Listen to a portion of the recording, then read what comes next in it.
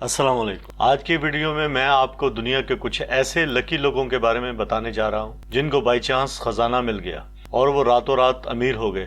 दुनिया में खजाना ढूंढने से ज्यादा मजेदार एडवेंचर और कोई नहीं हो सकता। हर किसी की ख्वाहिश होती है कि इसे कोई छुपा हुआ खजाना मिल जाए, लेकिन हम जिन लोगों के बारे में बताने जा रहे हैं ये ऐसे लोग हैं जिनको बाई चांस खजाना मिला और इनकी जिंदगी बदल गई।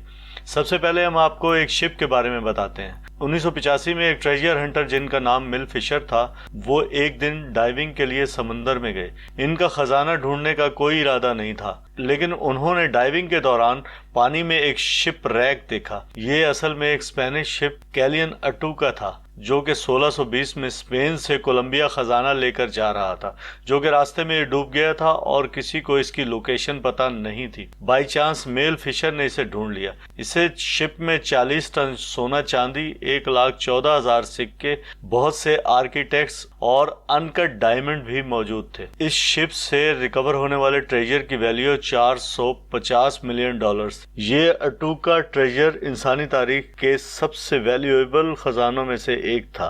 शरोडा ट्रेजर्स 1985 में पोलैंड के मकाम पर कंस्ट्रक्शन के दौरान वर्कर्स रेनोवेशन का काम कर रहे थे कि इन्हें वहां एक तिजोरी मिली। तिजोरी में गोल्ड, सिल्वर कॉइन, रिंग्स और वैल्यूएबल स्टोन मिले। इसमें टोटल 3000 आइटम्स थे। जब इस तिजोरी के बारे में तहकीक की गई तो पता चला कि यह खजाना 14वीं सदी का है। ये किंग चार्ल्स द फोर्थ का था। किंग ने ये ट्रेजर एक खजांची के हवाले किया था जिसका नाम मोशो था। इसे ये छुपाने के लिए दिया था, लेकिन इसकी मौत हो गई। इसकी लोकेशन के बारे में सिर्फ इसे ही पता था। इसी वजह से इसे सदियों से कोई तलाश नहीं कर सका, लेकिन लकीली इन वर्कर्स ने इसे निकाल लिया। इस खजाने की एस्टिमेटेड वैल्यू $100 बिलियन से भी ज्यादा है। दोस्तों, आप जो ये पेंटिंग देख रहे हैं एक बूढ़ी औरत के किचन में लगी हुई थी। एक दिन इसके पोते ने इस पेंटिंग के बारे में अपनी दादी से पूछा।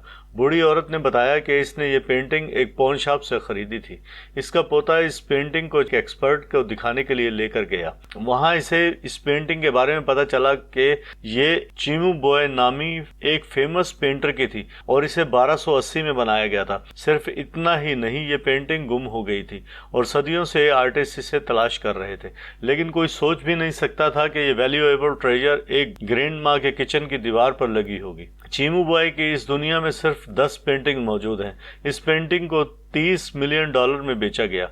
ऐसी दादी सिर्फ लकी लोगों को मिलती है। आइए इसके बाद हम चलते हैं एरिज़ोना के इलाके फेंक्स में। एक कपल जिनका नाम एडी और एंजल था, वो अपने घर को रिस्टोर कर रहे थे। इन्हें वहां एक पुराना फर्स्ट एड बॉक्स मिला जिसके पीछे एक कोड लिखा हुआ था, और जब वो दीवारें रिपेयर कर रहे थे तो इन्हें वहां एक सेफ मिली जो कि एक कोड के जरिए खुलती थी। उन्होंने वो फर्स्ट एड बॉक्स खोला और कोड इसमें लगाया तो सेफ खुल गई। सेफ में $50,000 कैश था। इसके अलावा 1960 की एक वाइन बोतल भी मौजूद थी। यह सेफ 1960 में इसके घर के मालिक ने बनवाई थी और ये नोट भी इसी दौर के थे।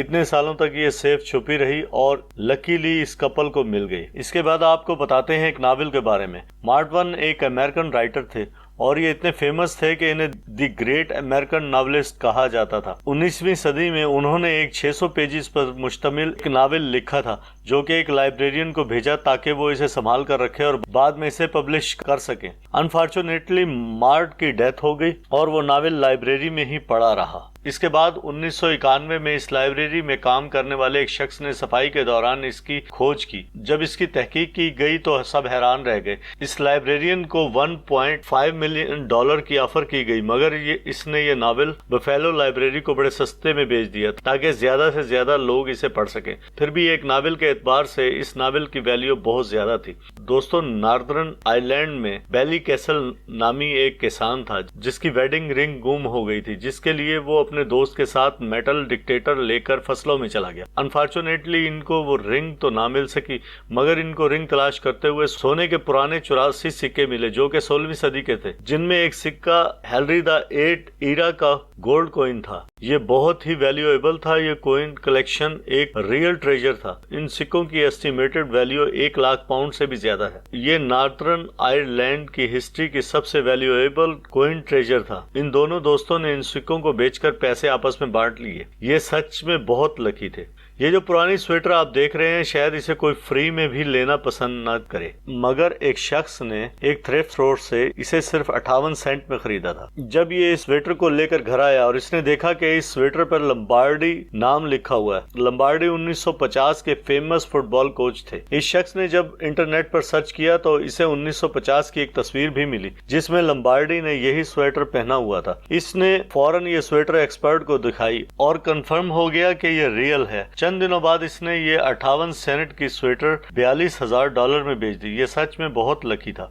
Old bank. दोस्तों, ऐसा भी होता है कि दुनिया में कई बैंक दिवालिया हो जाते हैं तो इन बैंक्स को बंद कर दिया जाता है, लेकिन हर बैंक में सेफ डिपॉजिट होते हैं। कुछ लोग तो अपने सेफ डिपॉजिट से भी चीजें ले जाते हैं, लेकिन कुछ ऐसे भी होते हैं कि जबकि इन्हें रीओपन करने के लिए जिंदा ही नहीं होते। 2011 में जिमी ओलिवर नामी एक शेफ ने मैनचेस्टर में एक बिल्डिंग खरीदी जो कि पहले एक बैंक हुआ करता था। उन्होंने वहां एक रेस्टोरेंट बनाना था। जब इसकी रेनोवेशन का काम चल रहा था तो इन्हें एक लाकर के पीछे सेफ बॉक्सेस मिले जो कि ऊपर नीचे लगे हुए थे। जबकि इन बॉक्सेस को खोला गया तो इन तमाम बॉक्सेस में ढेर सारी कीमती चीजें मिली जिनमें gold, cash, jewellery, valuable coins भी थे। इन तमाम चीजों की वैल्यू 1 मिलियन पाउंड से भी ज्यादा थी। अब हम आपको बताने जा रहे हैं एक एंटीक बेड के बारे में। 2015 में चेस्टर, इंग्लैंड में मौजूद रेडलैंड हाउस को बिल्डर्स रिपेयर कर रहे थे तो उन्होंने वहां एक पुराना लकड़ी का बेड देखा। पहले तो ये इसे फेंकने वाले थे, लेकिन फिर ये उन्होंने एक चीप ऑक्शन में भेज दिया।